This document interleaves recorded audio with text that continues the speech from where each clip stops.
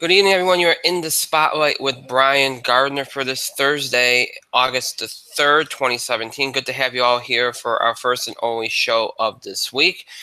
Um, as always, before we start the show, let me remind you all the ways in which you can interact and contribute to our show. Have your voice heard by emailing us at itspotlight411@gmail.com. You can also follow us and tweet us at itspotlight411. Please remember to use the hashtag itspotlight411 for anything you tweet regarding our show. And of course, you can find us on Facebook. Just search for In the Spotlight 411 on Facebook, and then make sure that you like our fan page once you find it or once you're on it. All right, so hope your week is treating you well here, and hope you had a good weekend last weekend here. All right, so important deadline. Now, you all know I don't really listen to myself because I just don't like it. I've done it probably more in the last year or so than I probably have ever have. But anyway, I can't remember if I actually did this. I'm assuming I did, but either way, it was on the ballots, and either way, you all responded. But tonight was the deadline for the 7th annual In the Spotlight TV Award nomination ballots to be due. Deadline was tonight at 9:00 p.m. Eastern Time. Thankfully, everybody got a ballot. You all submitted. At least that's what I'm being told. So therefore, it doesn't look like I have to be all angry that not everybody responded to the deadline. So you all responded. That's good. So that means that, there's no need to really worry about the deadline. You all remembered it better than I did, apparently, because I don't remember if I warned you all of it last week. And that's one of the downsides to doing this one show a week thing, because I can't really remind you all as often about things. But nonetheless, it seems like you all got it, and help putting it on the ballot, I imagine, helped, and you all responded, and most of you got your ballots in early this year, so that helps too. I said the earlier you get them in, the better, especially during the summer. So good for all of you. So now the nomination round is over. Now it's on us, our team of our awards board, if you will count out the numbers, look through all the ballots. I won't see them. It's up to them. They're an independent party. They don't vote. They don't do anything. They're the same team we've been using for all of our awards over the years. They will look over everything, do all the numbers, all the counting, and we will announce the nominations next week on the show. So next Thursday, we will announce the nominees for the 7th annual In the Spotlight TV Award. You only need a week to do it. And that's partly because as we go through, they count the nominations out. So we don't have to wait to the last minute. So they get a little bit of a heads up. But yeah, next Thursday, we will announce the nominations for the 7th annual In the Spotlight TV Awards. And of course, the next round of balloting will take place where we you all start voting on the winners. And also next Thursday is going to be a jam-packed show. Because we got the nominations. We're going to have to get to all the usual stuff. I thought about doing 2 shows next week. I really, really did. And, but I decided that, you know what, we can go for a little bit of a longer show if we're only doing 1 a week. So that's what we're going to have to do. So we're going to be going through the nominations. We'll be doing all of our usual stuff. It's going to be a longer show, but it is what it is. So, but that'll be next Thursday. So bear that in mind. But yeah, we'll announce the nominees next Thursday. We'll also announce the categories for the live voted awards. Those awards that you all vote on live. Those of you that want to, that you all vote on live during the TV awards this coming September. We'll give you the categories, and then from that point all the way up into the night of the awards, I should say into the night that the winning ballots are due, you'll have the opportunity to help to decide the nominees for the live voted awards. So the night that the winning ballots are due will be the same night that the live voted nominees are due. And I'll get into all that next week. And then, of course, we'll give you the nominees for those live voted awards at the beginning of the actual TV awards in September, and then you can vote on them throughout the night. We'll announce the winners of those live vote awards right before the biggest awards of the night that night. So you all know the drill when it comes to that, but I just wanted to remind you all of that. So next Thursday, we'll announce the nominees for the TV awards. We'll announce the categories for the live voted awards for the TV awards, and then we'll do all of our usual stuff, box office beat, wrestling, sports, all that good stuff next Thursday. So next Thursday, a very big show. Do not want to miss that. So okay, so there's that. Now, there's something else I was going to mention. A lot of you have asked me. Now, obviously, we have the TV awards in September. Um, and obviously we're going to go back to a normal schedule. We're going to, the one episode a week thing will stop come September. That's going to happen. You all know that. I've been very clear about that. But a number of you, and look, I think you all know how to read me. I think that's why you all, notice things even when I don't talk about it. And I've hinted at certain things, but I haven't gone crazy with the hints like I have in the past. But nonetheless, a number of you haven't asked me questions about what's to come this fall. And to be honest with you, I've been a little bit more coy about things that I normally am. Normally I'm hyping things and be like, oh, I can't tell you, but there's something big coming and all that kind of stuff. And I haven't done that this time around. And there's a reason for that. Because I don't want to start a ruckus and I don't want to start overdue speculation. So I'm not going to do that here. All I'm going to say is this. And this is just to kind of give you all that are interested and that have been wondering about certain things, something to kind of back you off a little bit for a while, because there will be a show coming up. I'll probably wait to September for this, because right now it's summer and everybody's in and out and it's not the right time to do this. But what I'll tell you right now is that what's going to be coming in the fall is going to be very different. We've been doing this. We're going to be 7 years in October. And over the years, I've tried different things. We tried different things. We've made changes. We've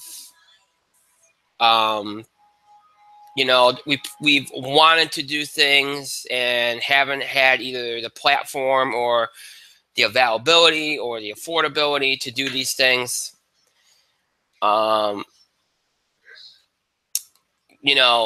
So there's a lot of things have happened in 7 years. And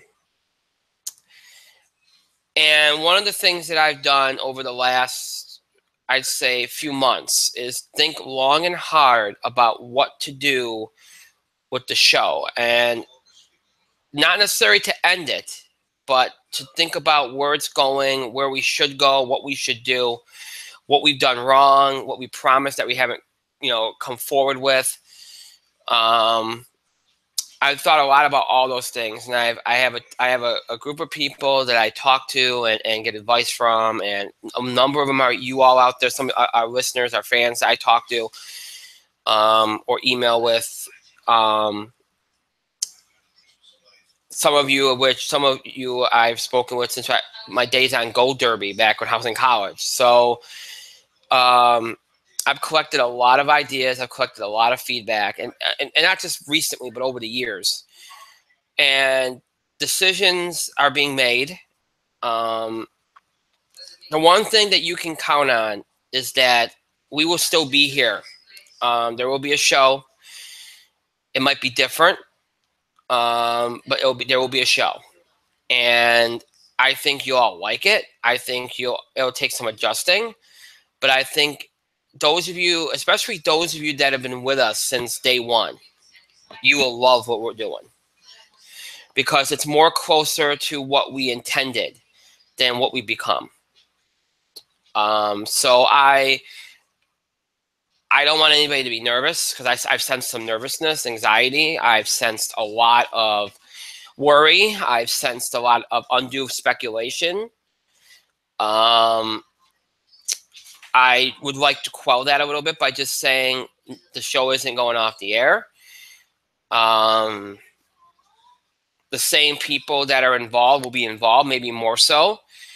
And I think that what you're going to see is a much better product than what we've been putting forth, especially over the last 2 years, because it has not been an easy 2 years for us. We've really tried to do our best with this. but it just hasn't worked to our liking, and I think to a number of audience members' liking. So there'll be more on this come September. We're not going to deal with it this summer. We'll deal with it come September when everybody's back to normal, their normal schedules, their normal routines, and all that kind of stuff. September, we'll deal with it, and we'll explain everything to you all, what we're going to be doing, how everything's going to be impacted, what everything that you need to know, you'll know. But I just think I think the end result will be one that pleases the majority, and that's something that should calm some people down, and you know. So with that, I'll leave that alone. Hopefully that helped a little bit. As my co-host jumps on, Mike, you're in the spotlight.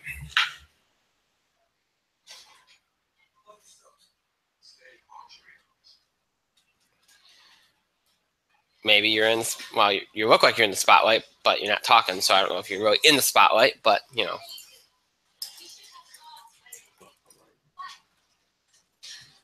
You're not answering me. Nope, cannot hear you. You cannot hear me. This is. Oh, now I can. Now I can hear you. Now I can hear you. Let's try to fix this problem. Well, no, then I can hear you. Then they got to stop being impatient and let it load. Okay. Sure. We'll do. Okay. Anyway, so we don't have a whole lot tonight. Not like last week. Next week, like I said, next week will be quite the show. It'll be a jam-packed show. But this week we do not have a lot. We have some wrestling stuff to get to. We have a box office beat, and then we have some sports headlines. We got a couple little, and that's going to be a plethora. We got the trade deadline stuff to talk about. The Kyrie Irving thing, which is just a mess. You know, I want to make a comment, and I'm going to make a comment on this.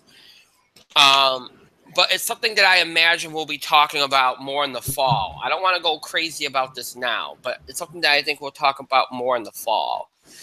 But I want to make a comment on it. That's something related to the NFL. And, of course, the Hall of Fame game is tonight, so it's kind of appropriate to, I guess, start doing that now. And that's going to be the show. So we got quite a bit to get to. And I'll start with the entertainment world first. We'll do the box office beat first because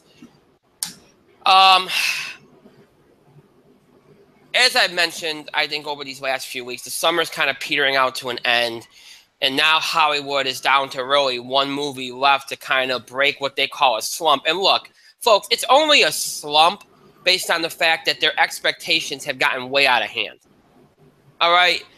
We've come to expect that every weekend in the summer, especially over these last couple of years when you're putting all these big movies out almost every weekend, we're coming to this point where, every weekend everybody if we don't get an $80 million movie, people freak the heck out. All right? And it's getting ridiculous. Not every movie is going to be able to make $80 million or more in a weekend. All right? Now, every movie has that kind of drawing power. It's just the way it is. I think we've gotten spoiled that we had a few-year period here where movie records were falling at enormous rates. And I think it's ludicrous. And now you got all these movie theaters, including AMC, going, "Oh wow, we're heading into a prolonged box office slump.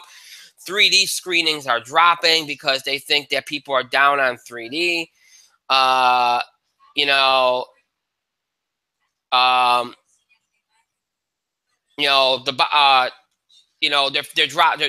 They're kind of reducing the amount of 3D screens. They're thinking it's the cost. They're thinking people just don't want to go to the movies anymore. With movies ending up on on-demand services and Netflix and such, people think that there's a feeling that people aren't really going to the movies. They're just waiting. They're waiting for it to come out on demand or on Netflix and such. So, there's a feeling that this is not just a one-year thing. This is going to be a thing that's going to last for a while. And yet, if you look, it makes me laugh because earlier this year we were talking about how up the box office was. January was pretty good. February was great. March was amazing. April was okay. May was, I mean, I understand that for many there was a certain amount of flops, which is funny because a lot of the quote flops this summer were actually movies that made substantial profits. They just made them overseas and not so much in the U.S. And we've had that argument before. People think that if you don't make money in the U.S., you're a flop. No, you're not. If you look, it's just the way it is. We're heading into an era now where most movies are going to make the majority of their money overseas. It's just the way it is. You got to just understand that and go into that assuming that. But here's the thing right now. You know, expectations because of the last couple for a 2 or 3 year period, box office records were completely just being destroyed. From Frozen to Star Wars to the Avengers to Jurassic World, you know, you were seeing record box office profit, and now all of a sudden, because certain movies aren't meeting the high expectations, people need to understand. Not every summer is going to be historic. Not every big movie is going to be historic. It's just the way it goes. Expectations have gotten way out of hand, and when they don't get met, it's a slump. This summer this summer was incredibly front-loaded. Incredibly front-loaded. May was pretty much on par with what it could have been. Could it have been more? Certainly. But was it a disaster? No. June was okay. It wasn't great. It was okay. And the first half of July was all right. It wasn't great. Obviously, the back half, led by Dunkirk, has been, I would say, mediocre. Doesn't mean Dunkirk's mediocre, but it's the box office return's been mediocre. But you know what? Dunkirk's more of an older skewing movie, and there's nothing else going on right now.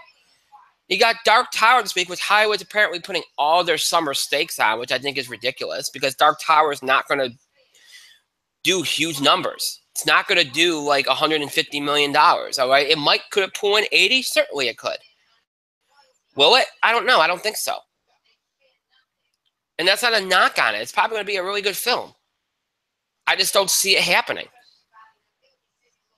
And then that's it. The summer's done. There's no big movies left to be seen.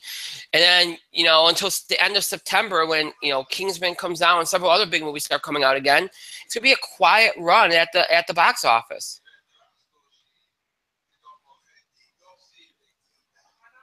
And we talked about this. And in a few weeks, we'll end the summer by kind of looking back at it. And I'm going to say the same thing then. This summer, acting like this summer was the worst in 15, 20 years, it's ridiculous to me. It's more of a normal summer in a lot of ways. It just wasn't historic.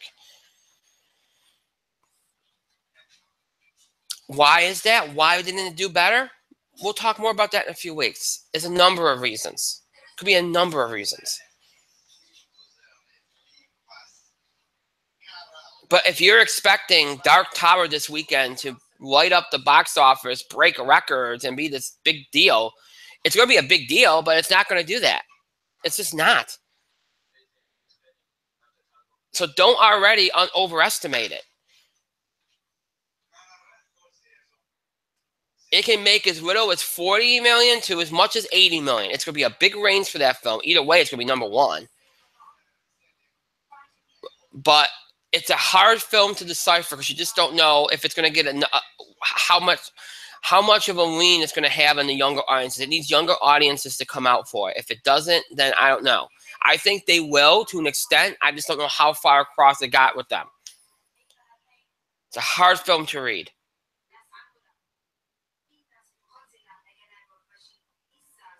The other thing that I look at, too, is I love how everybody's acting like Wonder Woman's the only success story of this summer. Yes, it is the biggest success story of this summer, no doubt about that. But there were plenty of other successes. Marvel relaunched Spider-Man and did a very good job. I know it's not a huge number, but it's still very good. Guardians of the Galaxy put in good numbers.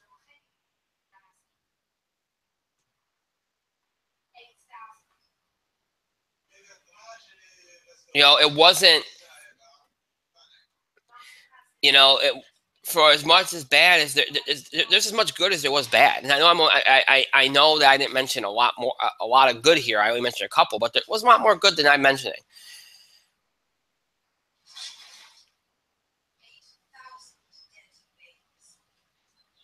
Now, most have already written off this weekend as another slow weekend. Now, here's the thing, okay? Because again, people like clickbait, right? They like clickbait. Guess how much the summer is off of last year? I mean, you've read these headlines: summer slump, box office down, blah blah blah blah blah. Guess how much the summer is off from last year? 9%. 9%. Hollywood acts like the sky is falling for 9%. And you want to know what that 9% is? Even though you haven't had the huge totals really since May. I mean, you had Spider-Man in early July and Despicable Me, but you know, like since then you haven't had really like a big total, like an $80 million or more total, right? You want to know where it's off? It's off because the end of July was weak. It's off because June was weak, outside of Wonder Woman and Cars. And some of the movies were a little bit down, yes. And May was pretty much down, except for Guardians of the Galaxy. That's where it was off. But to only be, with so many movies doing less than expected, to only be off 9%, that's not a bad thing. That's a positive. And that's certainly not sky is falling thinking. It shouldn't be anyway. 9% is not a big drop off. It's not even concerning. It's about even with last year.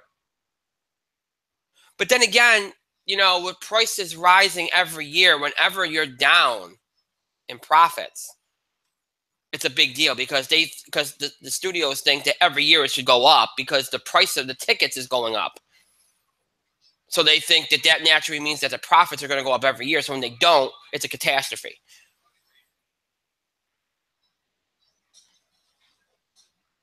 There is no summer slump.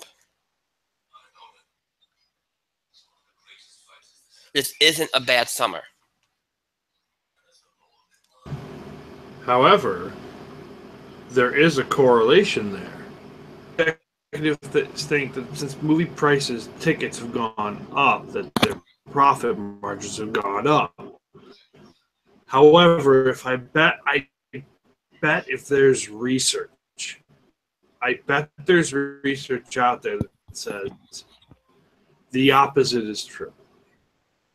The more movie prices go up, the less likely people are going to want to go spend their money at the movies, especially since the cost of living across America has, in fact, gone up. Right. Especially since we are incoming on turbulent economic in 2018. This is not Donald Trump's. This is still currently Barack Obama's economic quarter until quarter one. That's when the shit hits the fan. People are not going to be as light. And let's be honest here. People just going to the movie theater used to be a relatively inexpensive way to spend an evening. Now it is a more expensive money to blow. Right. So yes, movie executives do think that, oh well, go up, should go up. That's not how it works. Unless there is something must see at the box office, the numbers they used to. Right. Exactly. This year, Guardians was must see this year. Spider-Man was must see this year. And Cars was must see this year. This works.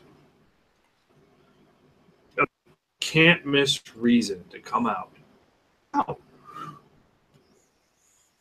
People aren't going to come out in droves for the fucking Emoji Movie. Well, there's a reason for that. It was only cost $50 million and still might make its money back. How embarrassing. But I mean, it is what it is. Yeah, Dunkirk was #1. Christopher Nolan brings an audience, but yeah, that skews older. Mm-hmm. Overseas budget, it was overseas budget, it was overseas profit. In fact, profitable by like $1 million. It is what it is. Right. Notion that they think just in their room, they think that went up.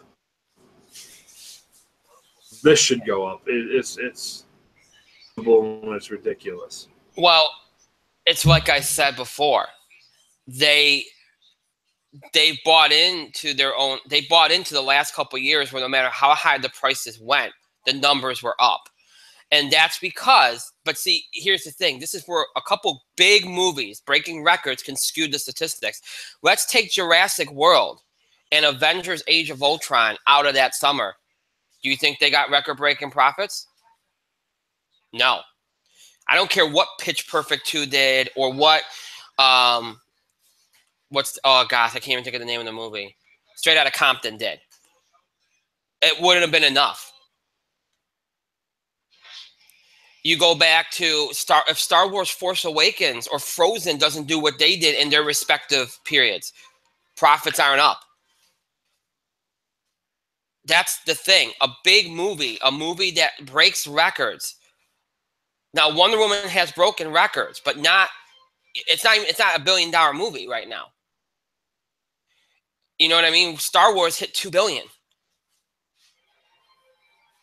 So, I mean, these things skew the numbers to the point where it makes them look better than they actually are.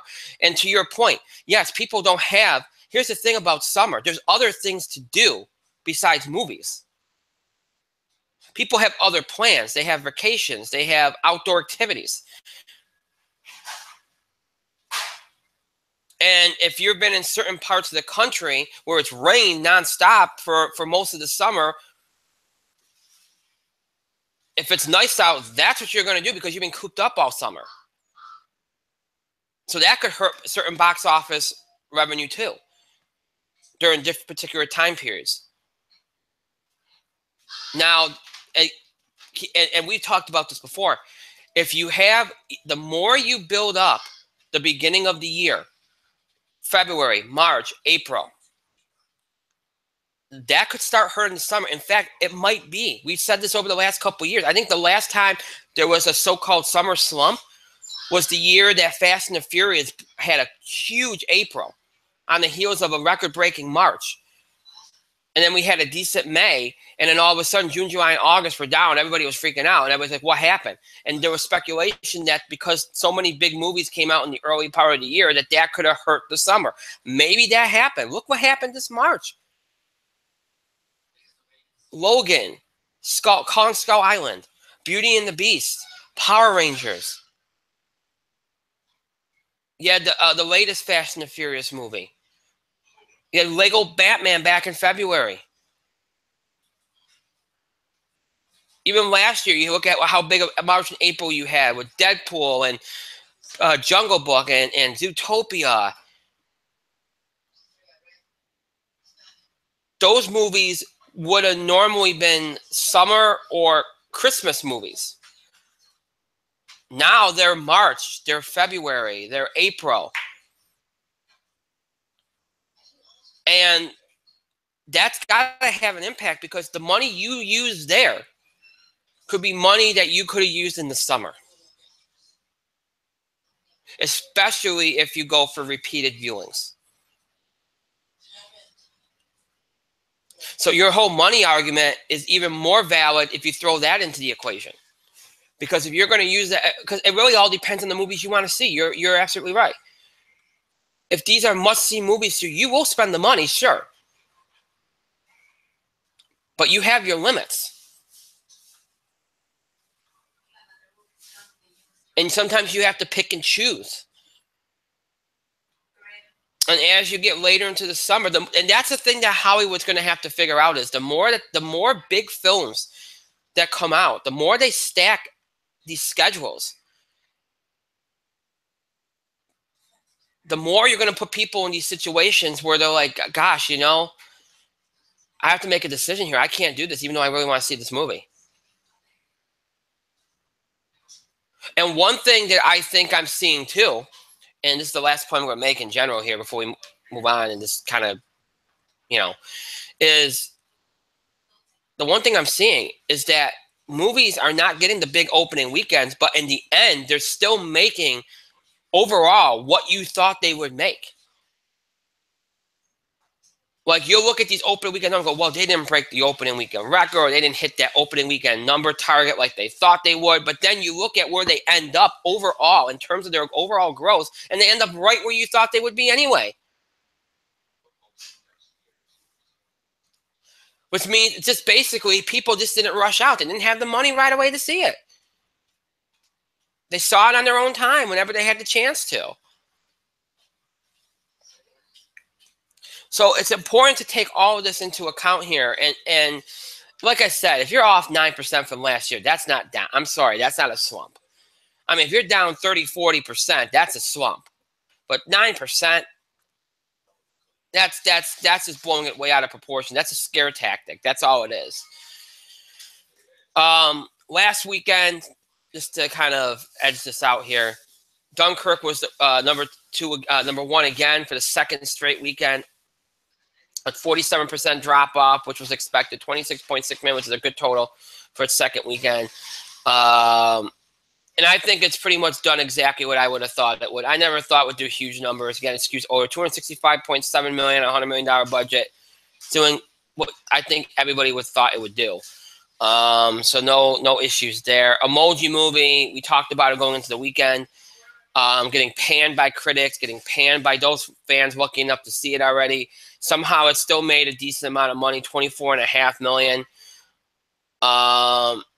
It's up to 34.3 now. It's at a $50 million budget. It will make a profit, but any chance of making anything out of it in terms of a franchise are probably gone. But hey, at least it won't be a total loss. They were somehow able to salvage it, so that's a good thing for the studio.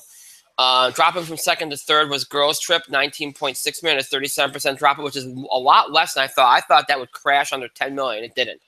So kudos to them. That's a $19 million budget, and they made 74.1 million. So a pretty good success story, that film. Opening in fourth was Atomic Blonde, 18.2 million on a $30 million budget.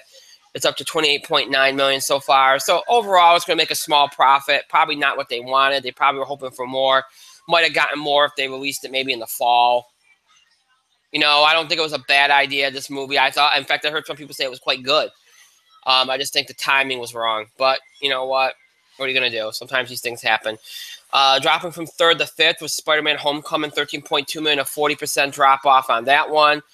Dropping from fourth to sixth was War of the Planet of the Apes, 10.4 million.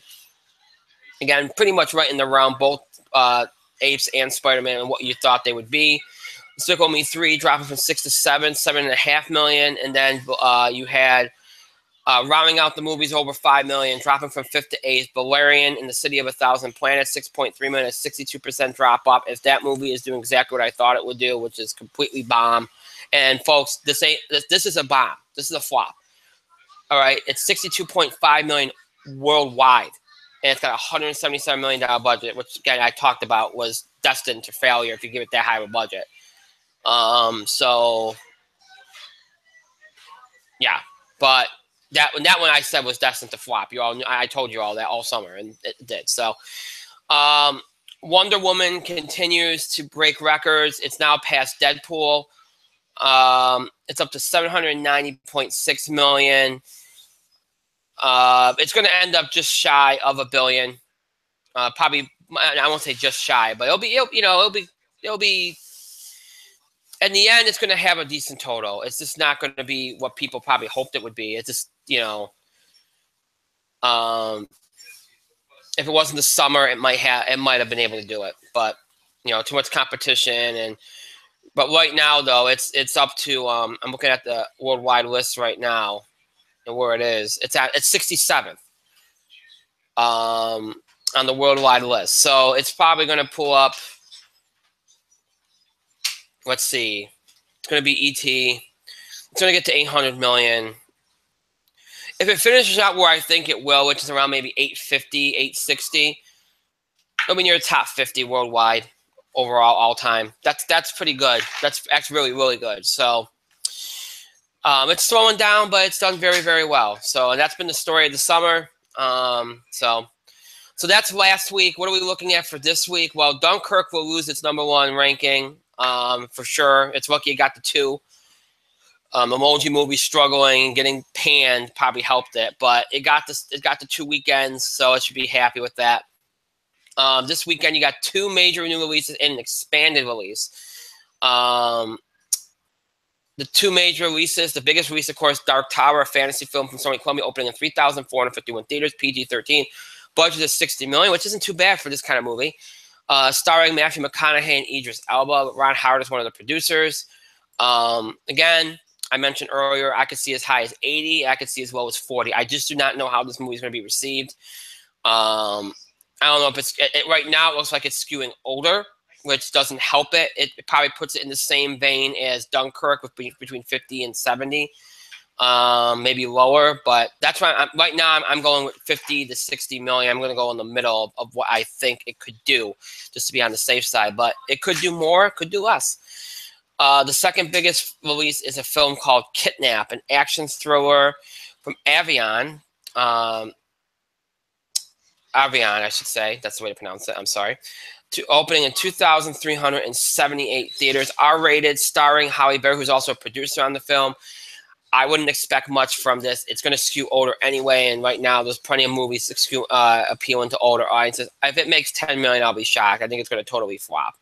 So I'm going with, I think, 10 million. I'm going to play it. It could be a lot lower than that. It could be a smidge above that, but 10 million is about the extent I could see it doing. Expanding its release into 3,007 theaters, which really makes it the second biggest opener of the weekend, is Detroit, a crime drama for Annapurna Pictures. R-rated, $34 million budget, so very low risk here. Catherine Bigelow is back here, and she'll be directing this film. John Boyega and Will Poulter will star. I think this is going to do very well. I'm expecting anywhere from 20 to 30, could be even a little more than that. It's been well promoted. It's got a lot of buzz. Obviously, this is your awards buzz movie for August, which has become a tradition in recent years. 20 to 30 million, I think, is about right. I think it will take second place easily. So this is the way I see it. I see Dark Tower at #1 between 50 and 60 million. Detroit #2 between 20 and 30. Dunkirk #3 between around 15 and 17 million. Emoji Movie around 13 million in 4th.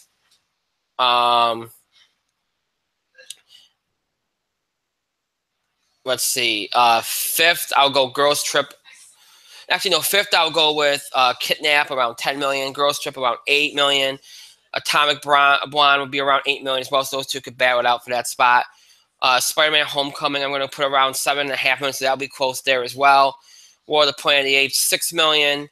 Despicable Me, 5 million. And I think Valerian will drop below 5 million. So that's how I see them all lining up. Could be a little, obviously, I could be a little off on number of them, which is par for the course. But this weekend's going to be one of those weekends where a lot of these movies are going to be jumbled together, especially when you get towards 4th place and down. I think, we usually see that during the holiday season, but I think this weekend you'll see that some of these movies kind of burn off, and you got some of these other movies that won't do huge numbers coming in in play as well. So that's how I see this weekend going. Mike, any other thoughts?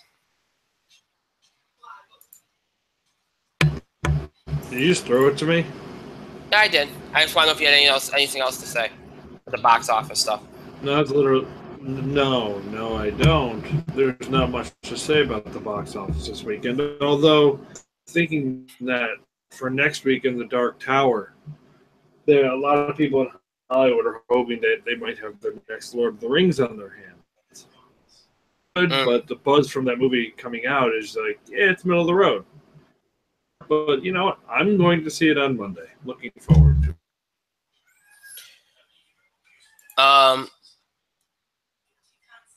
Okay, hang on. I'm trying to. All right. So with that, we move on. We're going to jump over. I know Mike likes the TV highlights segment, but we're going to jump over it because Unless you have TV highlights. Can you do TV highlights quick? I think we lost them. Yeah, we did. Looks like we lost them. Did we lose you?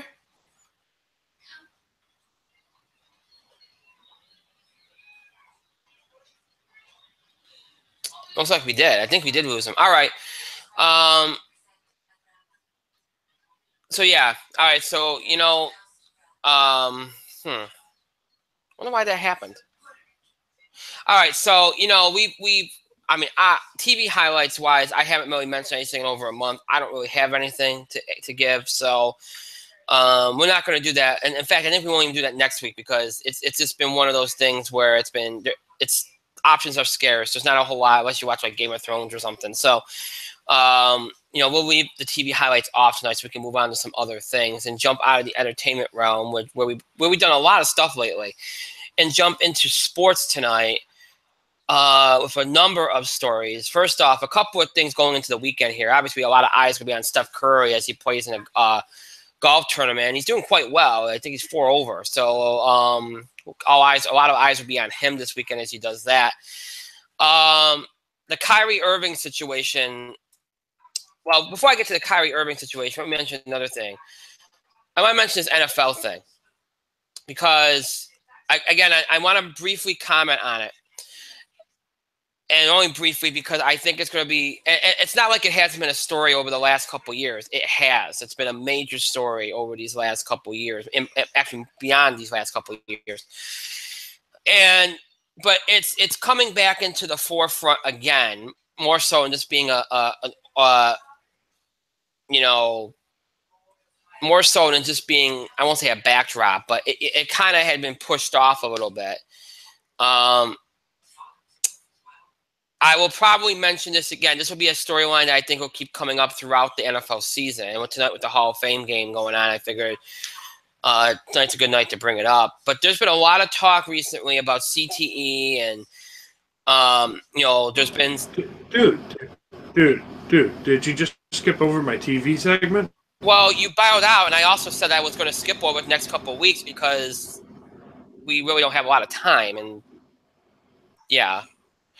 Go ahead, Mike. You have TV highlights. Go ahead. That's not cool. Well, don't cut out when I'm controlling it to you. I had to do something out there real quickly.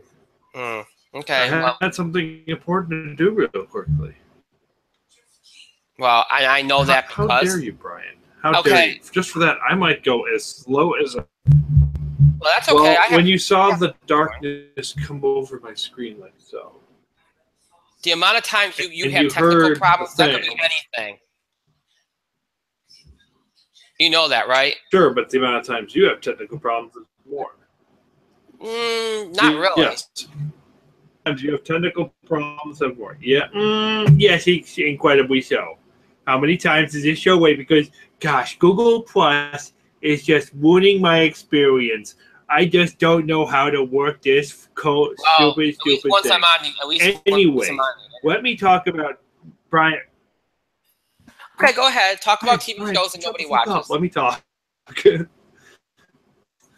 And then you can... Oh, TV shows that nobody watches. Well, that is a lie because Broadchurch is a show that a lot of people watch. Oh, it also stars the new Doctor. And the character might have committed suicide this week. I'm not even joking about that. I think a character might have committed suicide this week. Intense television. I highly suggest you watch Broadchurch. More suspects for this rape case. Now, talk about football. There's correlation there. Okay. Anyway, where was I? Oh yeah, the CTE thing. One show to talk about this week, Broadchurch. And then I transitioned smoothly by talking about it. I transitioned. There's a rape case in the show, and speaking of rape cases, let's talk about the NFL. That was actually pretty good. I'll give you that. All right. So And speaking of rape cases, let's talk about the NFL. God, Brian, you're ruining the goddamn joke. Well, your sound cut. Three times, so it's not sound cut off the first 2 times, dude. I can't help it. I can't hear you. All right. Anyways, traumatic brain TE. Okay. Thank you, Mike. Wow, we're having some issues. Okay. So Brian, your sound has been cutting off all night. Talk about traumatic brain injury in the NFL. Anyway, so with the rumors of Ben Roethlisberger potentially retiring after the season, more and more players retiring early. Of course, that's always been a thing with running backs. So that's not. LaShawn McCoy might retire at the age of 33, but that's always been a thing with running backs. But it's always been a forefront issue. It's just coming back out in more ways than one right now. And then there's been some talk, some players, and I'm blanking on the name of the Jets player that mentioned that, this is what you sign up for. That there's a possibility that you could get severely hurt. You can get concussions. You could have brain damage. You can get paralyzed. You can, and that's what you sign. Going in that, these kind of possibilities can happen. And there's been a lot of talk about maybe the NFL. There's been these divided camps where there needs to be the safety protocols are good. The more they have, the better. Everything that we can do to make the league safe is a good thing. And then there's another camp where this is getting out of hand. It's turning into it's taken away from football. Defensemen don't know what to do. They don't know how to play defense the proper way because anytime they do something, it's considered a penalty. There's divided camps here, and that division is coming out more than it has in the past right now. For whatever reason, because it's always been there. And you have some players speaking out saying, hey, you know what? This is the game. It's a violent game. It's a brutal game. Injuries happen. These kind of things happen. Nobody likes it. Nobody wants it. Nobody encourages it, but it happens. And then on the other side, you have these things are preventable. And then there's some that fall in between, which is very few, mind you. At least that's what it seems like anyway. This is something that I think the debate is going to heat up throughout this season, no doubt. I think the idea that players, especially defensive players, are struggling to do their job on the field because they really, truly don't know how far they can go or what they can truly do. Rules are sometimes more vague than they need to be. And I think as that continues, this debate will rage on, and you're going to have the health debate, the safety debate versus you're taking away from the game debate. Which one's the right one? Obviously, it's hard to ever argue against safety. It's hard to ever argue against health. But you could also argue, too, maybe there needs to be a middle ground. Maybe, or at the very least, they need to explain things better to these players so that they know what it is on the field they can and can't do.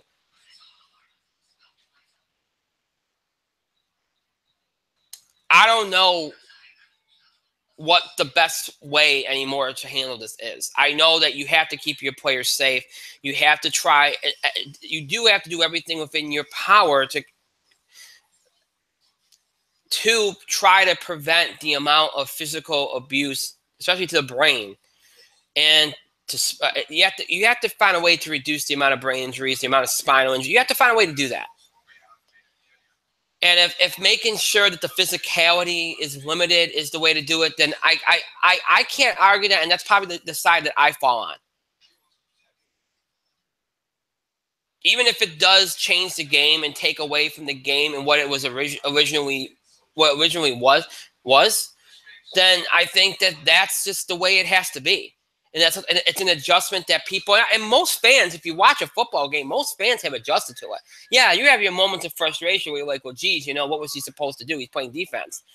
But at the same time,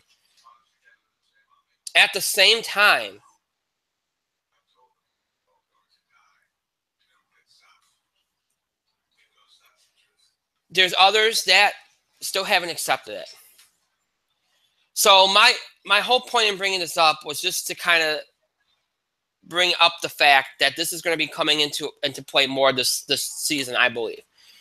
And it's going to be more in the spotlight, and you're going to have a lot of guys voicing their support, their concerns, or whatever the case may be, and taking their sides or letting their opinion be known on this, because it is an issue that's going to be driving forward, I think, more and more as we go along here, more so than it has already, especially the division part of it, where you do have a clear divide amongst the players, coaches, and even the fans as to this whole issue. So there's that part of it. There's that story. And then there's another story, which, again, I feel will be an ongoing saga, and that is Colin Kaepernick, who, this big story was how much the Ravens were interested in signing Colin. And now they backed away from Colin because of his,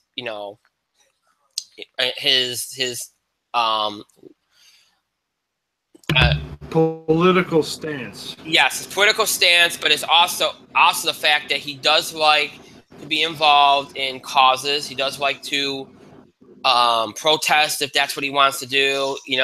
He does like to do these things. And God forbid. I know.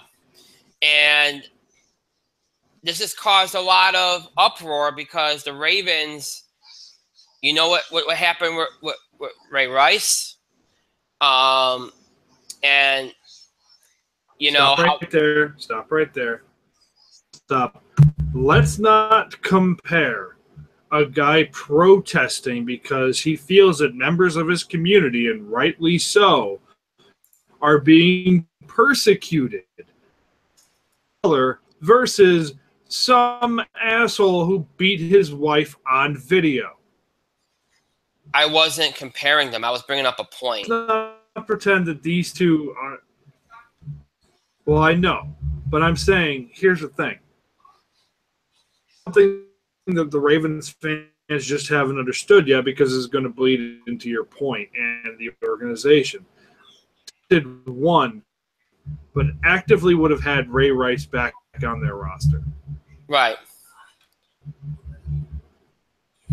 You know what I mean? Yeah, no, I do. Had Ray Rice back on their roster, and all he did was beat his wife. Right.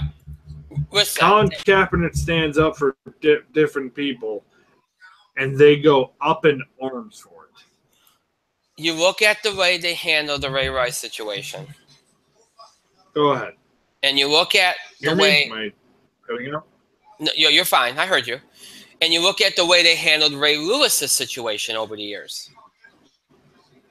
Now, granted, the Ray Rice thing, there was litigation. There was a lot of things involved there. And once, that guy killed somebody. And they took forever to finally do the right thing, the Ravens with Ray Rice, but they eventually, even though they seemed like they were reluctant about it, but anyway. And then the Ray Lewis situation. And everybody's like, so you don't sign somebody that is just outspoken about their beliefs. Just because you don't like the fact he voices his displeasure, he voices his beliefs, he has it, and he's just out. I mean, that's all he really is. He's just outspoken about it. He's just open about what he believes, and he stands up for what he believes in. And that's why you're not signing this guy. Because apparently they think that's too much of a circus for them to withstand, which is hilarious given their past. Ray Rice is still a thing. So my point in bringing up... God, really? My point in bringing up Ray Rice and, of course, Ray Lewis, and we could go back and we can go on and on, is that You know, you saw the way they handled both situations, and yet the buck stops with Colin Kaepernick. All of a sudden, Colin Kaepernick, this guy wouldn't, you know, we all remember what he did with the national anthem. We all know how outspoken he's been about his beliefs. We all know what he's doing. We can't have this. We can't have that. At least Colin Kaepernick beat his wife. But we can, you know, do what we did with Ray Rice and handle it the way we did. We can do what we did with Ray Lewis and handle it the way we did. We did. But we can't handle Colin Kaepernick and him being outspoken. Here's the thing. Ray Lewis, at most, free to murder. Most allegedly. Right. Allegedly. Or was an accessory to allegedly killing a dude. He was acquitted, but he was an accessory to murder. And he's a Hall of Famer. Ray Rice beat his girlfriend at the time, later wife, in an elevator, all ready to stand by Ray Rice, but Colin Kaepernick, you know, I know he believes in. I know the stuff with Ray Lewis is alleged. That shit. I know it's all alleged. I know he was acquitted and everything. I know the stuff with Ray Rice, everything. I get all that. All right. But the way they handled it, we all know how they handled it. They were terrible at handling it. They were abysmal at handling it. And then this Colin Kaepernick situation, and all of a sudden it's like, oh wait, no.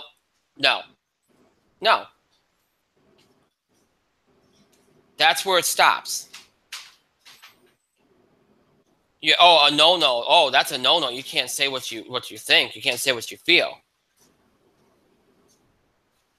It's like, really? That's where you stop? That's the line right now? And I can already tell what they're going to say. Well, you know, we've changed. We've grown up in our ways. We've evolved. You know, now we know what we've done. We've learned from our mistakes in the past. How does that even correlate to this case? It doesn't. It doesn't. It's the worst part. It has nothing to do with it. In a way, it makes you look like you haven't learned at all. Look, if you don't... A guy speaking up for his political beliefs or beat his... There's no alleged about that. All you need to do is go out there. You know what? Even if that's the way you feel, if it's just like, hey, I just don't want this guy on the team, just say, you know what? We don't have a need for him. Just leave it at that. Like, don't even, like, you know what I mean? Like, all you have to say is, you know what? We're not interested in Colin Kaepernick. Boom. That's it. That's all you have to say.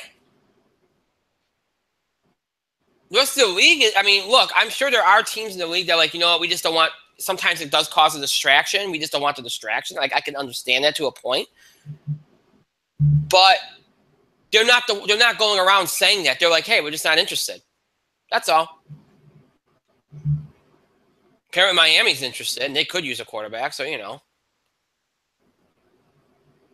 But again, it's I can't believe they hit the Ravens of all people. Oh no, we don't want you because of that. Baltimore Ravens, everybody. Wow. And while on the subject, they just can't do anything right. No. And while we're on the subject of people that can't do anything right, get out of their own way. Kyrie Irving, who seems hell-bent on destroying any trade value that he has and really just completely screwing over the Cleveland Cavaliers. Because, you know, if you look at this, I know he wants to play with the Knicks. I know he wants to play with the Knicks. All right? But here's the thing. No team is going to trade for him if he continues down the path that he's continuing on. The man doesn't go a day without doing or saying the wrong thing. Right now. And then saying, well, no matter where I go, I'm not going to commit. Even if I love the team, I'm not going to commit. Which, look, here's the thing, folks, okay? You don't, even if that's the truth, we all know that he's going to go for max money. So no matter what team he goes to, I don't care if he loves that team. If it's the Knicks, and it seems like the Knicks is where he wants to go. He wants to be a New York Knick. Even if he ends up with the New York Knicks, okay, a team that he clearly wants to go to, even if he goes there, look, he's going to go spend the next 2 years will be considered an audition for him. The next 2 years for him are going to be, hey, I'm going to go out there and try to seal a super max deal in 2019. That's what he's trying to do. And we all knew that was what he was going to do anyway. That's the real reason he wants to be the guy, because he really wants to get his next big contract. He wants to be paid like a Kyrie Irving or a James Harden. That's what he wants. Not Kyrie Irving, Steph Curry or James Harden, sorry. That's what he wants. He doesn't care about winning right now. He doesn't care about anything else but going to a team where he's the only option and padding his numbers to a point where he gets the supermax deal, and then he could care less what happens. But even if that's the case, and look, a lot of players are like that, but they keep their damn mouth shut about it. Because the minute you say that, oh, I'm not going to commit, no many teams are going to be like, well, geez, if you're not going to commit no matter how much you like it here, why should we bring you in? Why should we trade assets for you? Why should we trade players for you in a package and compromise ourselves for you to just take off in 2 years or less than 2 years? He is destroying his trade value. And by virtue, he's destroying what the Cavs can get back for him. And there's some people that think he's doing that on purpose because he's trying to stick it to them. All he's doing is making himself look worse by the day. And Carmelo Anthony wants out of the Knicks, so he's practically begging for them to do the Irving for Anthony thing. Practically begging at this point. That's not who the Cavaliers are asking for, though. Are they? No, that's not who they're asking. No. I'll do this one. Who do the Cavaliers want more than Carmelo Anthony, Brian? Oh, Porzingis. Yeah. They're not asking for Kristaps Porzingis.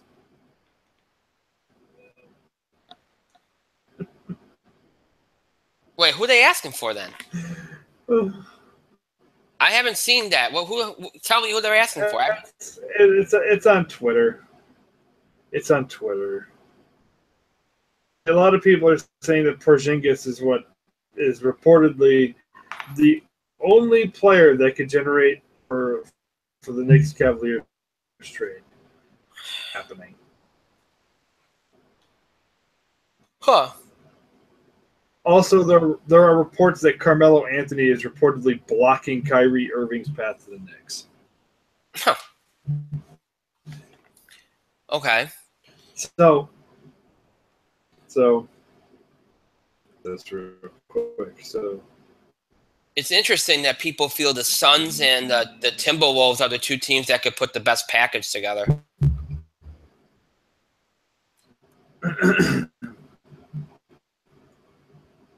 I haven't seen their rosters. Anthony doesn't.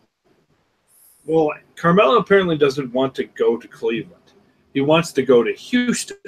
Yeah, that's been made pretty known. Now, unfortunately for Carmelo, Houston doesn't need him. Mm-hmm. I mean, let's face it. Not going to win anyway. Right. Golden State existing.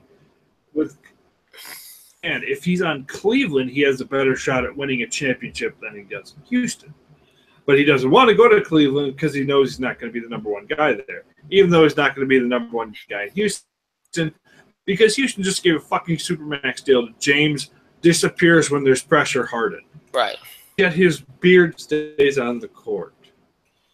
Now, for those that have said over the last couple of weeks, not even one of them, that if Carmelo did somehow end up with the Cavs, that would be the concern I always have, and I think you share that same concern, is that him and LeBron are essentially the same position player. Yep. Now, but here's the thing about the Cavs. Even when Kyrie was there, a lot of times him and LeBron were changing positions. Point guard, two guard, point guard, two guard. LeBron once in a while went over to the forward position, but they were flipping off back and forth. You know what I mean? That's when they played at their best, actually. And so the feeling is, even though they got Derrick Rose, and look, Derrick Rose is injury prone anyway, so and Jose Calderon, the thing is, LeBron's going to probably be bringing that ball up quite frequently. And whether he's at the 1 or the 2, LeBron's going to be doing that. I mean, LeBron's going to be in the game. LeBron's in the game most of the game anyway. He's either going to be at the 2 or he's going to be playing the 1 and flip-flopping. So you could, with the way Cleveland plays with LeBron with the ball, they could conceivably make the Anthony thing work. Because you're going to play Anthony at either, if you're going to go really big, you play Anthony at the 3 or the 4. You can get away with it. So Cleveland could probably get away with it. But again, Carmelo doesn't want to go there. So I don't know how that, again, unless they can figure out something there. But the bottom line here is this. Irving's just completely screwing things up for himself. He's screwing things up for the team. I don't know who I don't know how this guy, has he paid attention to how these things work? Because this is like the worst way to get yourself traded here. And by the way, the Cavs are not showing any urgency in moving him. There's a feeling internally, if you've been listening to what's been said, that they could still keep him, which I can't imagine how that's going to work. I mean, talk about distraction and tension. I don't know how you could keep him. I really don't. But we'll see. The Kyrie Irving soap opera continues. Oh, God. Now we got baseball. As the trade deadline is coming on.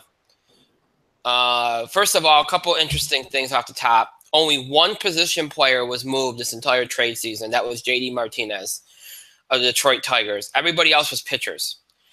Bullpen pitchers, once again, ruled. Just like they did last year, you had a lot of bullpen pitchers moved. I'm not going to chronicle every one of them. Ironically, the best bullpen pitcher did not move, Zach Britton, but, the fact that he was injured for most of the first half might have played a role in that. The two pieces at the deadline, that were the two pieces that everybody was waiting to get moved, were Sonny Gray and Yu Darvish.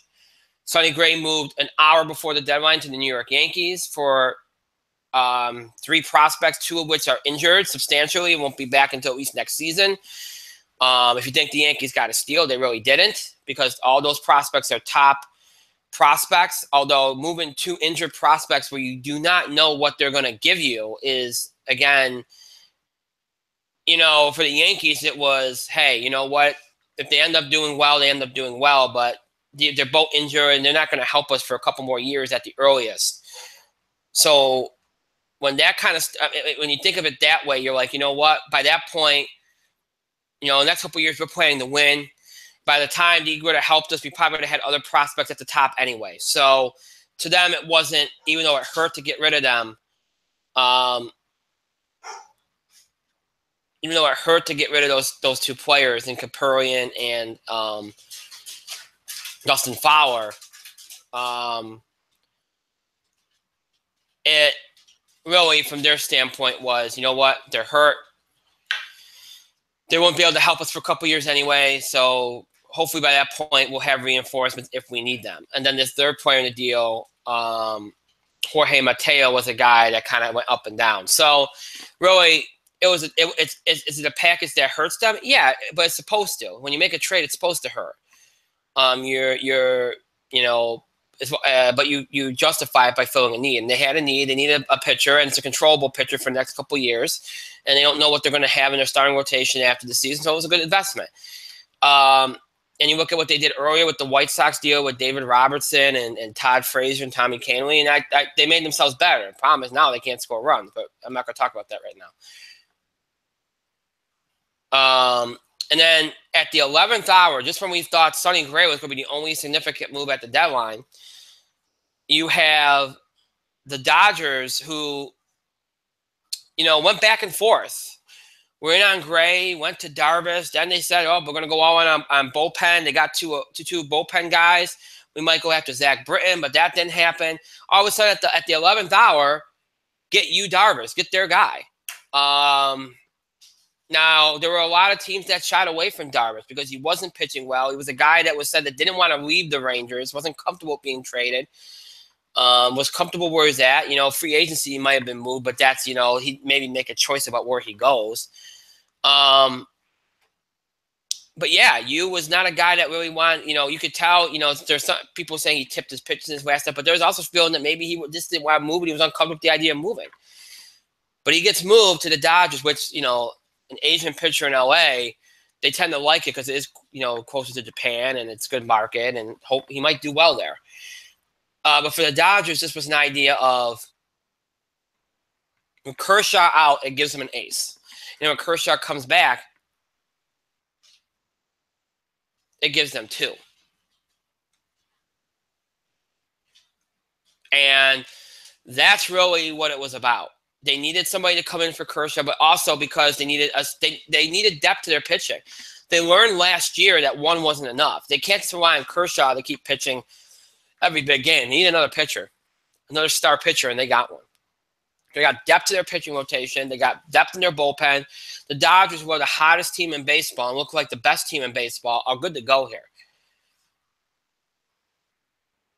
And again, being the so-called best team in baseball, winning 100 games not guarantee you a World Series. The Cubs did last year, but it doesn't always. So as you look at this deadline, again, another trade deadline where not much moved. A lot of the deals were earlier in the trade season.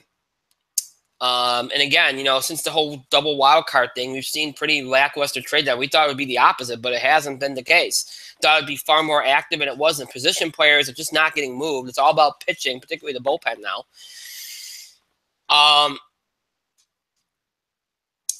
So you take all that into account. Very similar to last year's trade deadline in a lot of ways.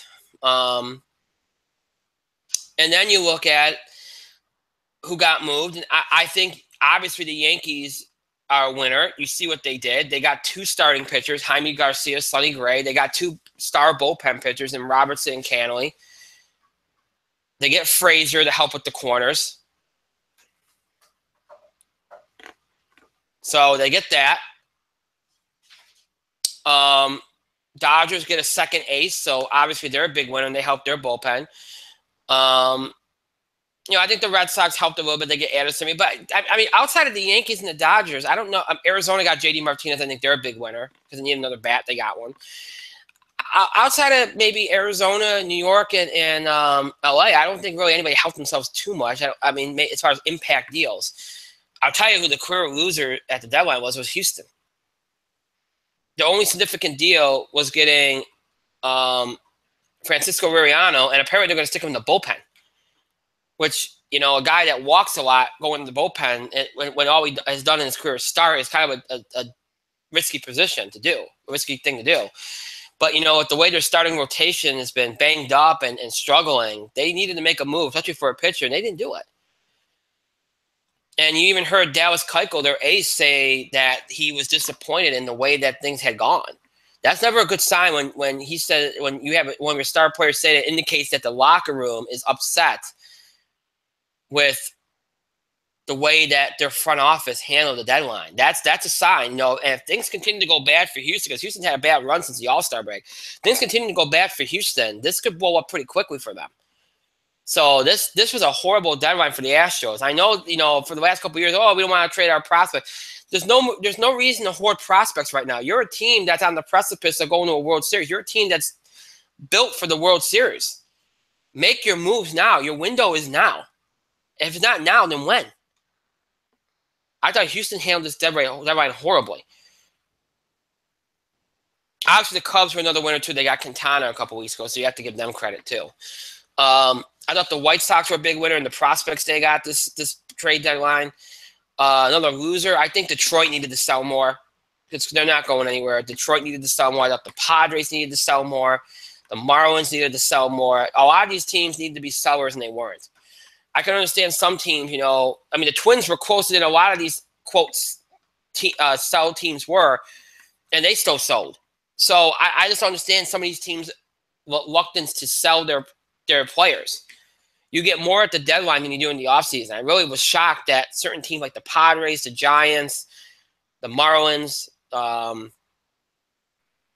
Detroit didn't do what the White Sox did. The White Sox were the only team this season so far that really truly looked like they were a seller, and they acted like a seller. The other teams just kind of stood there like, I'm in. No, I'm not going to do that. So those teams instantly become losers. I don't know what they were waiting for. But so a fairly uneventful deadline with a few winners, some losers, and a good amount that really didn't. A good amount of teams that made moves that really didn't impact much of anything, in my opinion. But as far as on the field stuff, things are going to get interesting. You're heading, I think, starting next week through September 1st, there's some big impact games that will probably really decide a lot of these races, in my opinion, or at least put teams in a position where, it'll kind of even out the field a little bit. It'll kind of weed out some of these teams that are kind of still. It's kind of like the way I think about the NFL. When you get to a certain point in the season, they start weeding out some of the teams that really aren't contenders.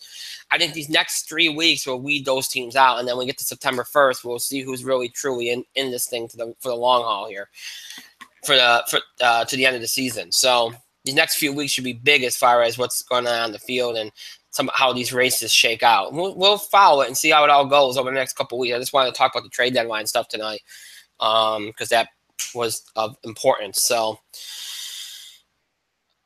all right. So with that, we covered everything we had to cover in sports. We did entertainment. Now it's time to do our last segment of the evening as we jump to wrestling. And we had 2 very interesting episodes of Raw and SmackDown this week. First of all, we had a Raw episode where outside the main event,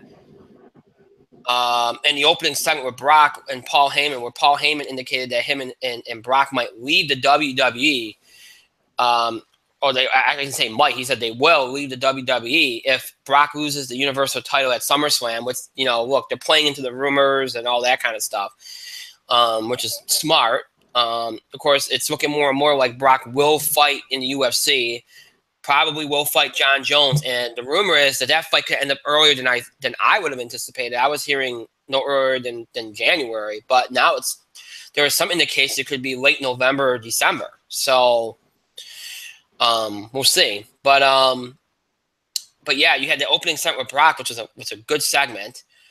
And then you had the so-called main event, which was at 10 o'clock, which I questioned, but you see the rating they got on Monday. Raw got its best rating since the Superstar Shakeup in April.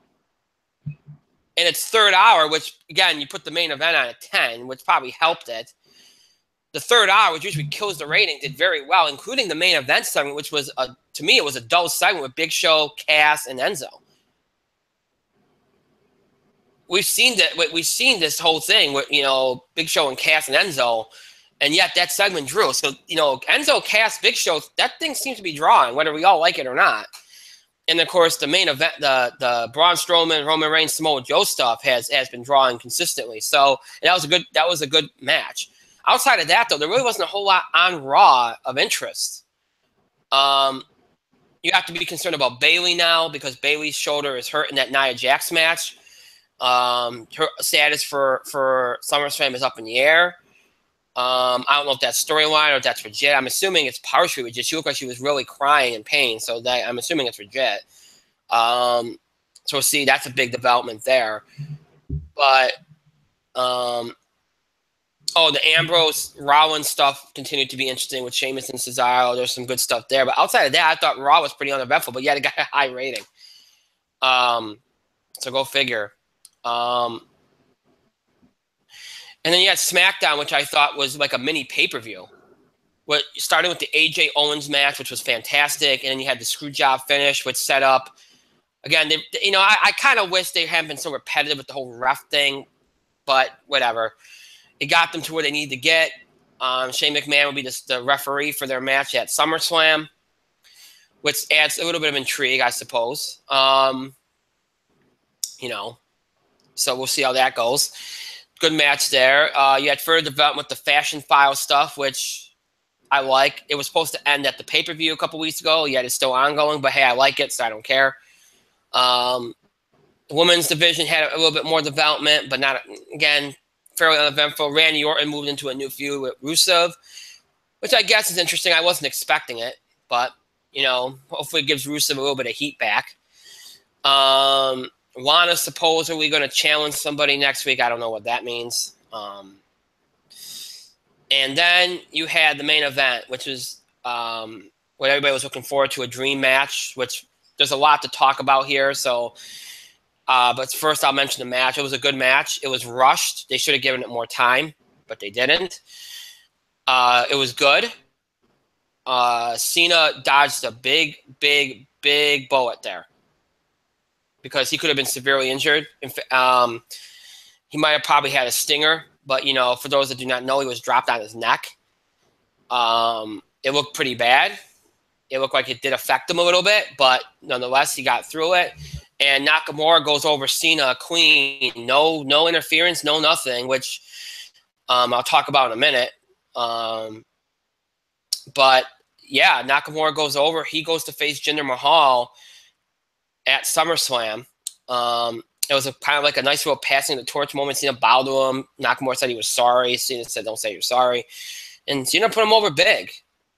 And after the show was over, in a WWE Network exclusive, they had Baron Corbin come out to attack Nakamura. Cena made the save. Corbin through a table, which thereby sets up a Cena-Corbin feud, which I guess was always the plan. So there you go, Raw and SmackDown. SmackDown I thought was really good. Raw I thought was pretty uneventful. The Roman, Strowman, Samoa Joe stuff, Brock stuff was good. But in that, I didn't see much that was interesting. So, Mike, your thoughts, Raw, SmackDown?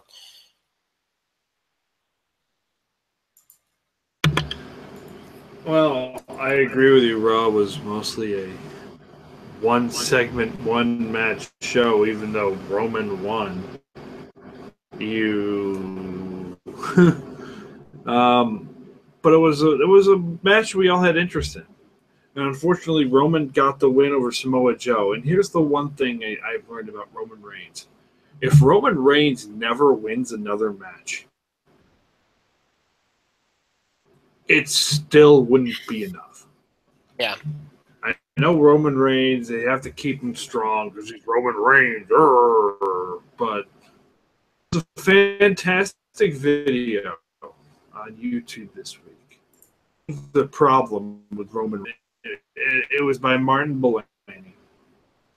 Mark my words, the Roman Reigns problem. It's like a 45-minute video, and he really goes in depth. And it's WWE's fault in general. The problem is, like, now when I see Roman Reigns, it's like, yeah, I recognize Roman Reigns is a pretty good main event wrestler. Great matches. I don't want to see him win because I've seen it enough already. It's like, yeah, but it's also because he's the least interesting guy in that match. Two guys, Samoa Joe and Braun Strowman, are much more interesting than he is. And in SummerSlam is much more interesting than he is, even though Brock has been pretty one note as of late. And the fact that he's had the title and has defended it one time and is barely on the show kind of hurt Brock's luster a little bit. He, at this point, is more interesting than Roman Reigns. The segment at the beginning with Kurt Angle was great. Other than that, I don't remember anything about Raw. I don't. All right, there was a Bayley Nia Jax match, yeah. I'm beginning to think that is a work. To work. Who knows? I haven't seen anything, I haven't heard anything, but just kind of what I kind of saw, I'm thinking it might be a bit of a work. On Bayley. Maybe they do run the title change at SummerSlam. Who knows? Other than that, I don't remember anything good about Raw outside of the opening promo, which I had to come back and watch, and I did.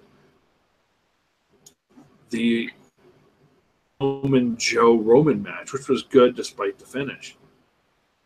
Or anything else about Raw, I don't give a shit about Big Show, Enzo, and Cass. They're running it into the ground. Big Show versus Cass, even though we've had that match now, allegedly on the SummerSlam card. Why do we need that on the SummerSlam card? I don't understand.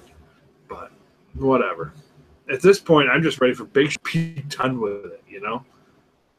The big Cass heel turn it's not going. I know we're like 3 weeks in, 4 weeks in, but it's 2 months in. It's been weird, but it's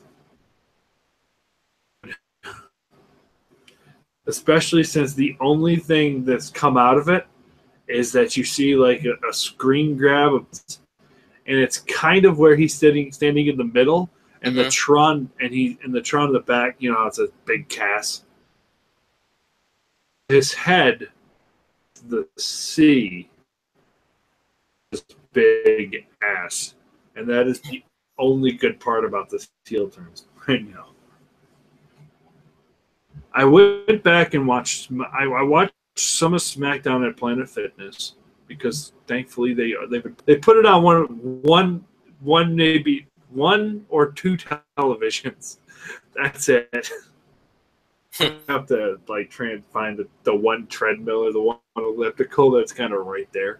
And right. I did, because the opening match was outstanding. It was Kevin Owens versus AJ Styles. I watched it unmuted. I had to go back and watch it later. I mean, more energy than they did. They had more energy. I don't know if Owens' back is getting better or somebody lit a fire under his ass, because they had a better match. About ground. Yeah. A lot of people are kind of complaining about the finish like twice already. Didn't make it this obvious. Kevin Owens, they do the roll up. Kevin Owens Styles accidentally punches the referee. Was the best they could have got it, but even still, he was nowhere near Mike Chioda. Even Kevin Owens referenced it later. He's like, I don't want a referee who goes down to just. It's like, Kevin Owens is throwing shade about the state of these referees. Roll up. Kevin Owens had his shoulder up before the referee counted one, and he's literally yelling with his hand in the referee's face with his shoulder up. It's like, my shoulder's up. The referee still counts to three. I'm like, oh my. They made that really bad. And in the segment afterwards, it's like Daniel Bryan, Mike Chioda, are you okay? It's like, oh, my eye, it hurts. He has a southern accent. He's like, oh, my eye, it hurts. He's like, Well, big problem. We have a really big problem. Shane comes in and is like, Mike, how you doing? My eye really hurts. Incredibly big problem. Because it's just like, oh crap, we know it's about to happen. It's like, why didn't you call for a second official? I don't know. My eye hurt. I couldn't see anything. Well, you should have, because made a really bad call out there. And here comes Kevin Owens throwing the backstage. That was like one of the best segments, because Owens makes for great television. And they're like, you need to cool down. I'm like, how can I cool down? He made a big. You should worry about the referee. You should be worried about me. And it's so funny because Daniel Bryan and Shane McMahon came in and are like, oh crap, we are worried about this. And so it leads to Owens versus AJ at SummerSlam with Shane as the referee. I think that might kick off the Owens versus Shane feud, which we should be getting some good work out of that one, because Angry Owens is the best Owens. I'm not convinced that it's going to lead to an Owens Shane match, but it's like somebody lit a fire under. Intensity is missing from SmackDown. A lot of things happened in the middle. The Fashion Files happened. Mm-hmm. So stupid Twin Peaks is. I know they said this should have ended 2 weeks ago at Battleground. It seems to be where it's going for. Whatever happens, either Owens goes back to Raw for whatever reason. They need him on Raw at the moment. Or Owens versus Shade and like the WWE title. Because that's outcome. I'm sorry for people like AJ Styles a whole lot. Fashion Files. Breeze, the segment was funny. I know how people are complaining, like, oh, this should have ended 2 weeks at Battleground. And they teased the ending at Battleground, but at the Ascension, they had 2 tickets to Paradise. I don't know. I enjoy the Fashion Files. I really do. I best things they have on the show. So I'm not complaining when we get more of it, even though they said they would end it at Battleground. I think when we get more of it, because it's either at this point, it's either going to be for Harper and Rowan family. Maybe I'm okay with whatever. More Breezango, because they're the best parts of the show, and then we had the outstanding Nakamura versus Cena match. I want to see what these guys can do with 25 minutes on a pay-per-view with a commercial. Yeah, Nakamura and Cena were fantastic. Yes, there was a bit of a botch earlier on. I saw it and I kept watching it. That Nakamura, because usually when Nakamura picks somebody up for the Avalanche, there's an over-rotation so the guy lands on their face and not their neck. For a reason. I don't know whose fault it is. Didn't over-rotate. You just kind of like, oh, it's a back suplex. It's not a back suplex. It's like a face buster. Cena didn't over-rotate enough, but John Cena is like his version of fucking Wolverine. He popped right back up like nothing happened. Might have been just adrenaline. I'll tell you right now, fine. Dude's a freaking transformer at this point. Doesn't matter. John Cena has finished the spot with Baron Corbin and the extra stuff. Fine. Burr, burr, burr, burr. My neck hurts. Burr, burr, burr, burr, but I'm fine. It's fine. Good match. Nakamura goes over clean. Great decision. Great decision. There was a rumor that they changed that. Oh, that's because what apparently Baron Corbin was supposed to lead to Cena.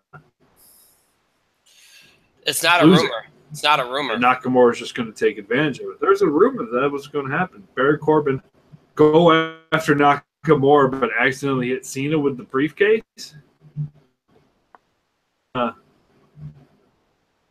Nakamura would just take advantage of that.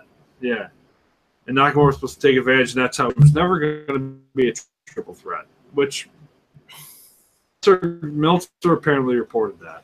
That was, but this way was better. I finished before the match, and I'm willing to bet with Bonbina.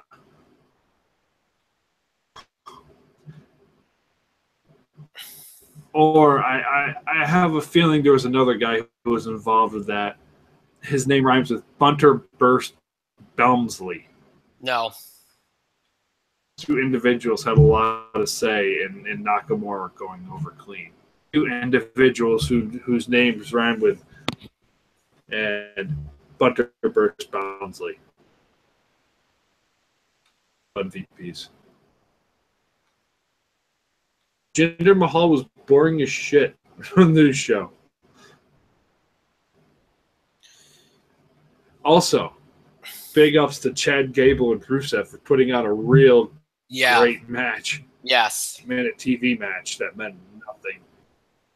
Gable's not Angle's real son? Yeah. Because Gable fucking has it. So, I think they're going to go somewhere with Gable sooner than later. You know. So SmackDown was better than Raw. I watched it. Me and said, Kevin, you know it's fanboy. I'm like, well, I was at the gym. It was the only thing I saw because I was doing other things. But I went back and watched the whole show. I will say this. You know how we keep mentioning that SmackDown much better than Raw. SummerSlam is becoming a lot clearer. Yeah. NXT super interesting though. NXT super interesting. Because right now there's a lot of doubt with the Asuka Ember Moon. The segment they had in the ring was fuck. It was impressive. It was intense. It makes you think. Go ahead. No, go ahead. Finish. No, go ahead. No, you're good. I want to know where you're going with. That was a long delay, by the way. Finish your thought. Okay. Well, I was going to say was I can. Apparently, you can't hear me because like 4 times I tried to interject and like it was like you didn't. I don't know what you were going to say, but you finish your thought. All right. Well, okay. I don't even remember what I was going to say. Oh, Gable. All right. Because I'm just sitting here like, Brian, you were about to say something. Come on. Yeah. Yeah, it's the sound. It keeps kind of cutting out. It's one of those things. Gable, to me, I heard you try to interject, and I just said, "Okay, finish your thought." Okay, well, all right. It's one of those nights, everybody. It's one of those nights. We're missing cues left and right.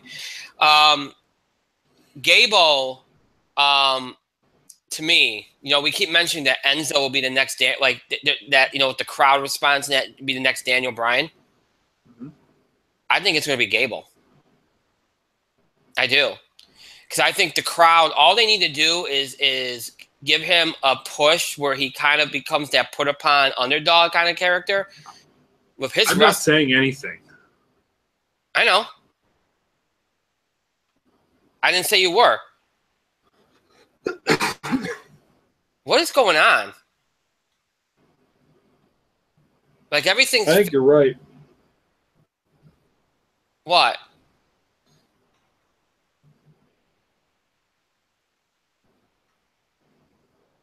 Yeah, I can't hear a word you're saying. Can't hear you.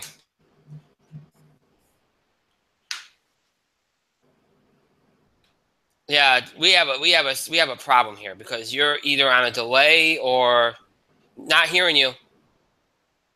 Not hearing you. Listening to you talk about how Chad Gable could be the next Daniel Bryan, and then you stop. Yeah, because you didn't say it. You kept saying, I think you're right, and then nothing happened. I'm waiting for you to say something back to me. Can you hear me now?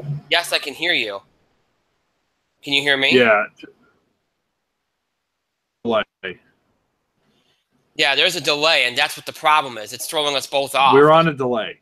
Yeah, that's what's throwing it off, because every time I say something and you don't respond, I'm like, oh, okay, so there is a delay. So that's the problem. That's why we're off. But yeah, I think, I think we're on a delay. This is how it goes. I know, Mike. I agree with you. Yes. Okay. Yes. Good. Okay.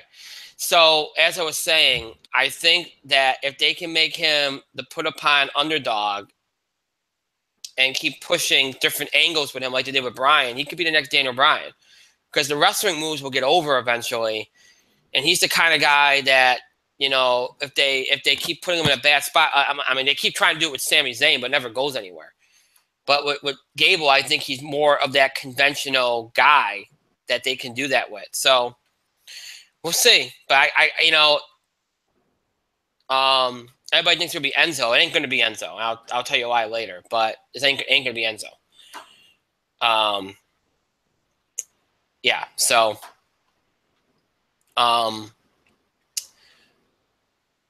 Yeah. So you were mentioning NXT.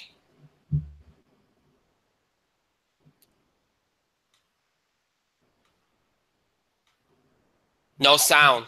I was mentioning there's a lot of hype for the show. You're back on now. You're good. You're good. You're good.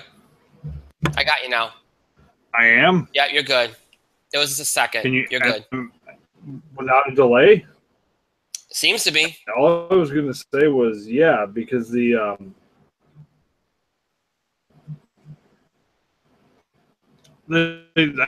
title match with Drew and Rude is starting to get a little bit more heat. Mm-hmm. That show needed. That match needed was more heat.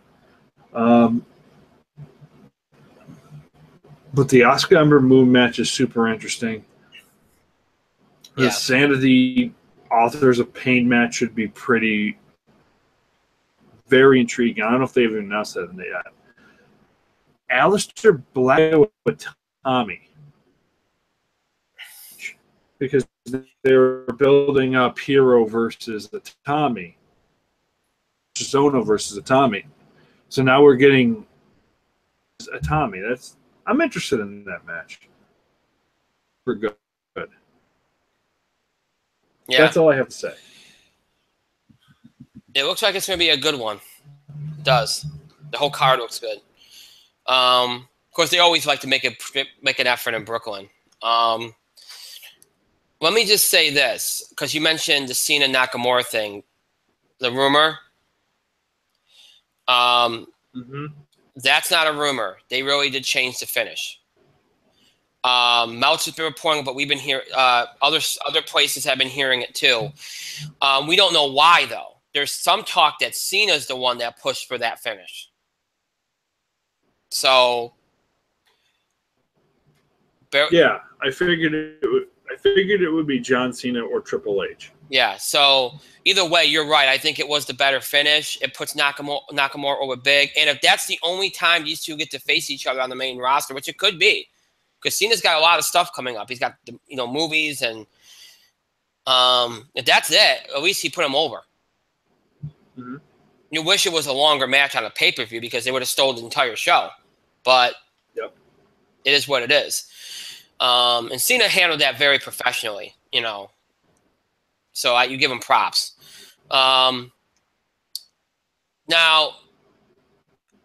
another thing, the Brock Lesnar thing. Obviously, there's a lot of speculation. We already mentioned it looks like he's going to have a fight in UFC, and who knows how it's going to impact things. He's still scheduled for No Mercy. Cena is going to be going to Raw after SummerSlam. So, and he's working a lot of days, so he's not going away anytime soon, even though he's feuding with Baron Corbin at SummerSlam. But the Brock Lesnar thing, with Brock Lesnar apparently leaving, Brock Lesnar is probably going to drop the title at SummerSlam, even though he's scheduled for No Mercy. And that No Mercy schedule might change. Who knows? I don't know if you heard this, Mike, but did you hear who Paul Heyman's pushing to win the Universal title? Samoa Joe. Samoa Joe. And there's some talk that the reason why they had Reigns win on Monday night and pin Joe was to set up Joe winning so Reigns could be the number one contender. Boo on Roman Reigns. I don't know if that's true or not. I don't know if Heyman's going to get his way here. To me, I still think Braun's going to be the guy, but we'll see. Mm-hmm. But I thought that was an interesting thing. And I understand from a money standpoint right now. Look, Joe's been the hottest name of the. Strowman was hot going into the summer. Joe, the minute they put him in the Brock Lesnar feud, instantly came into his own in WWE. And he's taken the whole thing by storm. Other than Strowman, he's been the guy. So if they want to put it on Joe, there's dollar signs in that too, no doubt. The only one I don't think can get it coming out of this is Reigns. That's the only person I don't think can get it. Or I think Brock. I think Brock needs to drop it here. I agree. But yeah. Now the last thing I want to mention. The last thing. Oh, and by the way, Paige and Alberto Del Rio did a busted open radio interview today, and apparently Paige said she's coming back to WWE soon. So, read into that what you will. All right. So the last thing, Enzo Amore, who WWE has been giving a lot of microphone time to in recent weeks. Look, we talked about Enzo a lot, the idea that Vince liked seeing him get beat up and tossed around, even before he broke up with Cass. Obviously, there was some problems after the breakup with Cass where he got thrown off a bus by Roman Reigns because of something he had said.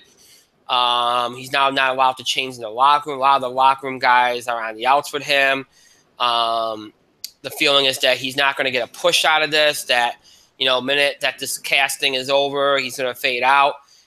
There's more information that's come out on Enzo this week. First of all, it was said that apparently this started well before what happened with the Roman Reigns incident. Apparently, very few people like him. This is like his character. He's loud. He's obnoxious. Apparently, he insults wrestling. He talks more about the parties he goes to in LA than he does about wrestling. He brags all the time about the money he makes. Doesn't care about wrestling. He's more into it, more into the entertainment part of it, more into the fame part of it, which has rubbed a lot of people the wrong way, including Vince McMahon. So there's that part of it. He's not allowed to change in the locker room. It was mentioned on that Bring It to the Table show. Corey Graves even came right out and said he doesn't like him, but he sees value in him. JBL doesn't think his career will ever recover from this, that he, unlike The Miz, he won't go anywhere. That, I mentioned this last week, that there's talk of another superstar shakeup after SummerSlam. And amidst that shakeup, there's talk of moving names down to NXT. For the main roster, and Enzo apparently is one of them, that they're thinking about moving him back to NXT and having him, because he's a big draw, sell tickets down to NXT and getting him away from Vince McMahon. That's one option. The other option is of moving him to 205 Live exclusively to add some interest there because he's over with the fans. The general consensus is that as far as Raw and SmackDown, he ain't going to get anything. So there's a massive amount of heat on Enzo. He's not well liked. So this is something that doesn't really look good for Enzo, Mike. Story. I read about the story before it came out. Okay. About how Enzo was kicked out of the locker room, changing halls. He's not very well liked. Some of that with a grain of salt. Obviously take some of the grain of salt. But the fact that, you're hearing all these things about how all this crap about the business, and he's pissing people off right and left. And there were a lot of guys who really, really, these guys are not around anymore. Right. I know Owens and Zayn were big on Enzo. I know they were. In fact, if you hear Owens and Finn Balor tell the story, without Enzo, being different versions of Balor and Owens on the main roster, because he was the one who's like, "Hey, where's your shorts? Where's your shirt?" To Kevin Owens and to Finn Balor, "Hey, where's your paint? Right. Paint up." A good mind for the business, despite Yeah. his nonsense, and I think getting to his head. So if he goes to 205 Live, great. Goes down to NXT to kind of brush up as a single star. You can find a story for that. But there is. Corey Graves is right. There is a lot of value in Enzo Amore. There's also a lot of Sami Zayn who yes, they keep stopping and starting. Eventually with him, you got to make a decision. Eventually with him, you got to make that decision. Right. There is value in him, though, so they got to find a way to use him. Vince McMahon has to get over his love of seeing Enzo getting thrown around. Not how it works. Yeah, agreed. All right. He's Vince McMahon. He's never going to change. All right. So we got through everything. We went longer than I expected, but we got through everything. There was a lot to do, so we did it, despite the issues we've been having technically. So kudos to us. With that, that's it for tonight. As always, the show might be over. It does not mean you have to stop interacting with the show. Continue to have your voice heard, and your feedback, your questions, your comments, reactions, things we said on the show, things we talked about, breaking news or topic ideas from sports, entertainment, or wrestling that you want us to cover. Anything, questions about the show and scheduling the show, any things you can do by email, Facebook, and Twitter. You can email us at itspotlight411@gmail.com. You can also follow us and tweet us at itspotlight411. Please remember to use the hashtag itspotlight411 for anything you tweet regarding our show. And, of course, you can find us on Facebook. Just search for In the Spotlight 411 on Facebook and make sure that you like our page once you find it, once you're on it. Again, anything to do with the TV awards as far as submissions. Right now, obviously, there isn't any to do because we're counting the nominations, but obviously going forward, any submissions you need to make, you can only do that by email only, so keep that in mind. That's on your ballots too, so that shouldn't be a problem figuring that out, but just want to remind you all of that. We encourage you to follow us on Facebook and Twitter to get the latest information about our show, especially when it comes to scheduling. Obviously, last-minute postponements or delays happen, so you want to make sure you follow us on Facebook and Twitter to get the latest information on that. And, of course, we post random things on there as well, so make sure that you follow us on Facebook and Twitter. Just search for In the Spotlight 411. Again, search for In the Spotlight 411. Follow us, and you'll have access to all the latest updates that we post on social media and, of course, all the other random things that we post on there as well. So make sure that you do all that. There are two ways that we keep up with the show and look back at classic episodes. You can either stream us anytime on Google Plus and YouTube. Just search for In the Spotlight 411. Again, search for In the Spotlight 411 on Google Plus and YouTube, and you'll have access to every episode we ever produced for Google Plus and YouTube. That's everything from mid-October of 2015 all the way up into tonight's episode. They're all available on Google Plus and YouTube anytime you want to stream them. If streaming's not your thing, maybe you don't want to see us on the air, you prefer to listen to us on the go, you're interested in older episodes of the show, if any of that applies to you, then check us out at our main host sites, Podbean and iTunes. Just search for In the Spotlight 411 on both those sites. You have access to every episode we've done since the beginning. That's all the way back in October 2010. So everything for our original Blog Talk Radio run from October 2010 to January 2011, everything from our Talk Shoe run from January 2011 all the way up to mid-October 2015, and of course all of our Google Plus and YouTube episodes from mid-October of 2015 all the way up into tonight's episode, all transferred into audio format for your convenience. Every episode we've ever done right up into tonight available for you anytime you want. All episodes are listed in order from the most recent to the oldest. They're all, again, an audio format for you to listen to anytime you want, whether it's on the go or whatever the case may be. Maybe you're a longtime fan, wants to check out an episode from 3 or 4 years ago, or a new fan that wants to check out an episode like that for the first time, or you want to keep up with current episodes, miss a part of an episode, miss an episode entirely. If any of that applies to you, check us out on our main host sites, Podbean and iTunes, and search for In the Spotlight 411. Again, search for In the Spotlight 411 to have access to all that. So Google Plus, YouTube, Podbean, iTunes, always keep up with the show and look back at classic episodes. Again, Google Plus, YouTube, Podbean, iTunes, always keep up with the show and look back at classic episodes.